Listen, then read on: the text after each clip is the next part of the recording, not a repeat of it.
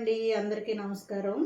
చూడండి, ఈరోజు పూరీ కర్రీ చేస్తున్నా. బంగాళదుంపతోటి ఉడకబెట్టిన ఆలుగడ్డ, టమోటా, పచ్చిమిర్చి, ఆనియన్, ఉప్పు, కారం, పసుపు, నూనె అన్నీ సిద్ధం పెట్టుకున్నా. ఇదిగోండి శనగపిండి ఇలాగా కొద్దిగా వాటర్లో కలిపి పెట్టుకోవాలి.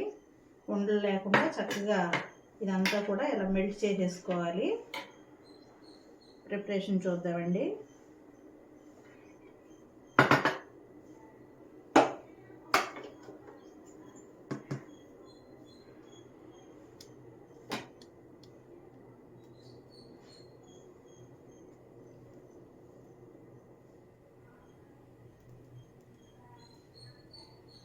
బాండీ కాగిందండి, హీట్ అయింది.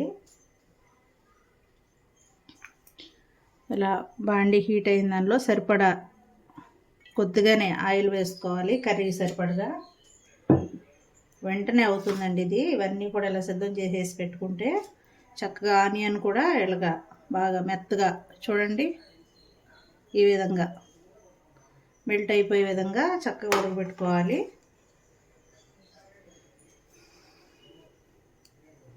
ఆయిల్ కాగుతుంది కదండి, ఈ ఆయిల్లో కొద్దిగా మనం తాలింపు గింజలు వేసుకుందాము.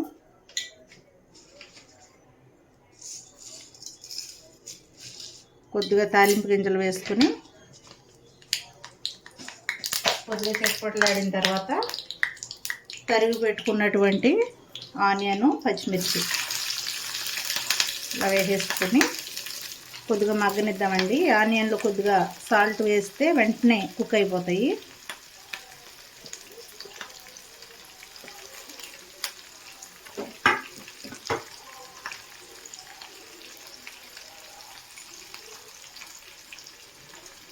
ఇవ్వండి, నేను ఈ ఆనియన్లో సరిపడగా కర్రీకి సరిపడగా సాల్ట్, అలాగే పసుపు వేస్తున్నాను. ఇలా సాల్ట్ వేస్తే వెంటనే కుక్ అయిపోతాయండి.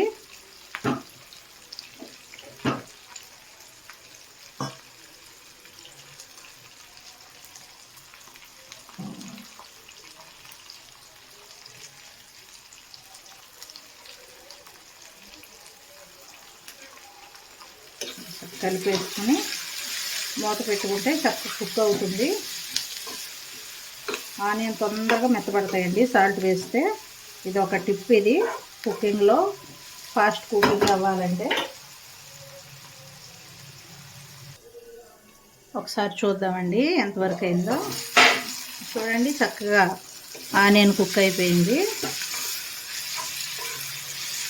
ఇప్పుడు టమోటా వేసేసి కొంచెంసేపు మగ్గనిద్దాము.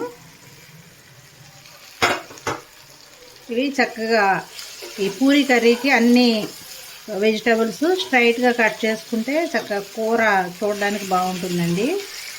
తినడానికి కూడా చక్కగా బాగుంటుంది.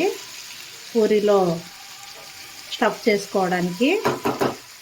చూడండి, టమాటా వేసాను, కొద్దిసేపు కుక్ అవనిద్దాము. ఒకసారి చూద్దామండి కర్రీ. చూడండి, చక్కగా కుక్ అయిపోయింది. చూసారా, చక్కగా కుక్ అయింది. ఇప్పుడు ఇందులో చక్కగా ఆలుగడ్డ వేసేసుకుని చూడండి, మెత్తగా ఉడకబెట్టిన ఆలుగడ్డ, బంగాళదుంప అండి. బంగాళదుంపల్ని అలా వేసేసుకుని చక్కగా మనం గరిటతోనే స్మాష్ చేసేసుకోవచ్చు. చూడండి, ఉడికినాయి కాబట్టి ఇట్లా గరిటతో స్మాష్ చేసేసుకోవచ్చు.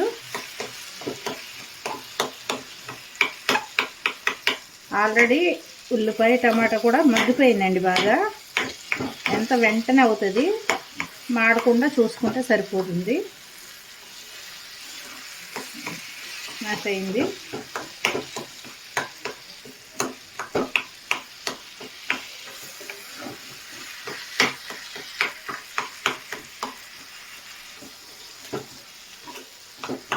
ఇలా కుర్మా కింద మొత్తం స్మాష్ చేసేసుకుని ఒక 2 minutes మళ్ళీ మగ్గు పెడదామండి. ఉప్పు పడుతుంది ఆలుగడ్డకు కూడా.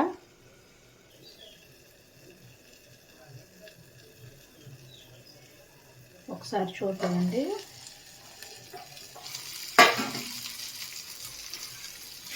ఒకసారి ఇలాగా కలిపేసుకుని చూడండి, మొత్తం కుక్ అయిపోయింది. ఆల్మోస్ట్ 80% కుక్ అయిపోయింది. దీనిలో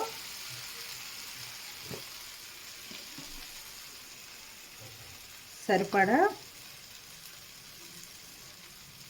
కొద్ది కారం, అలాగే కొంచెం సాల్ట్, ఇందాక వేసాం కదా మళ్ళీ ఎక్కువ అవ్వకుండా చూసుకోవాలి. కొంచెం పసుపు కలర్ కోసం.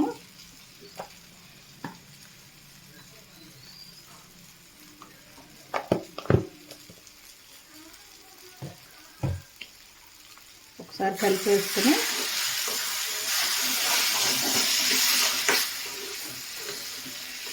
ఇందులో ఇష్టమున్న వాళ్ళు బఠానీ వేసుకోవచ్చు, కాబూలీ శనగలు వేసుకోవచ్చు, గ్రీన్ పీస్ బఠానీ వేసుకోవచ్చు, కాజు, ఇలాంటివన్నీ ఇష్టమున్న వాళ్ళు వేసుకోవచ్చు అండి. నాకు అందుబాటులో లేవు, అందుకని నేను ఓన్లీ ఆలుగడ్డతో చేస్తున్నా. ఇందులో కొద్దిగా వాటర్ పోద్దాం. చూడండి, ఇట్లా వాటర్ పోసేసి కొంచెంసేపు కుక్ అవనిద్దాము. మూత పెట్టేసి ఒకసారి చూద్దామండి కర్రీ ఎంతవరకు వచ్చిందో. చూడండి, దగ్గరగా అయిపోయింది, చక్కగా ఉడికిపోయింది కూడా. సరే, ఎంత నీట్గా ఉందో. కలర్ సరిపోతుందండి పసుపు, ఇంకెక్కువ వేసుకుంటే బాగోదు, చేదు వస్తుంది, చిరిసేదు. ఇప్పుడు దీనిలో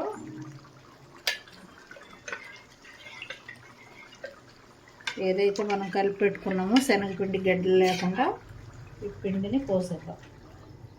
పోసేసి వెంటనే కలపాలండి, గడ్డ కట్టకుండా. వెంటనే చిక్కబడిపోతుంది. కొన్ని వాటర్ పోసుకుందాం. ఇది చపాతీలోకి, పూరీలోకి, ఏదన్నా వెజ్ పలావ్ లాంటి దానిలోకి చాలా బాగుంటుంది కర్రీ.